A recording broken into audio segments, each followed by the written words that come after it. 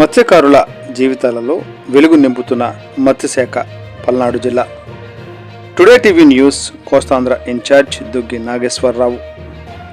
మత్స్యకార కుటుంబాల జీవనోపాధి మెరుగుపరిచి వారి జీవితాలలో వెలుగు నింపే దిశగా రాష్ట్ర ప్రభుత్వం కృషి చేస్తుందని పల్నాడు జిల్లా మత్స్యశాఖ అధికారి శ్రీ ఎస్ సంజీవరావు అన్నారు.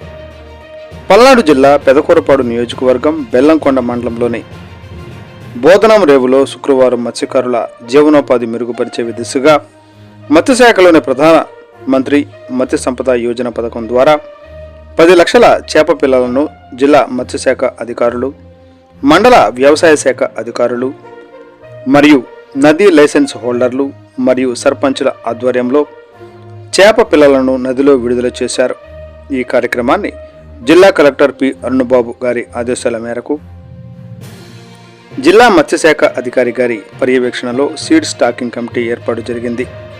ఈ కమిటీలో జిల్లా మత్స్యశాఖ అధికారి ఎస్ సంజీవరావు గారి అధ్యక్షతన మండల వ్యవసాయ అధికారి డి కృష్ణయ్య, మాచర్ల మత్స్యశాఖ సహాయ పర్యవేక్షకులు టీవీఏ శ్రీనివాసరావు, సత్తెనపల్లి మత్స్యశాఖ సహాయ పర్యవేక్షకులు జి భాగ్యలత, ఎంఆర్ఓ అస్రవు నిసా బేగం, ఎంపీడీఓ వై హనిమిరెడ్డి, గ్రామ మత్స్య సహాయకులు వై పావని, ఎన్ రమేష్ మరియు సిబ్బంది, లైసెన్స్ హోల్డర్ ఏలూరి బ్రహ్మయ్య మరియు నాగిరెడ్డిపాలెం సర్పంచ్, ఆర్&ఆర్ సెంటర్ న్యూ చిట్యాల సర్పంచ్, మన్నే సుల్తాన్ పాలెం సర్పంచ్ తదితరులు ఈ కార్యక్రమంలో పాల్గొన్నారు.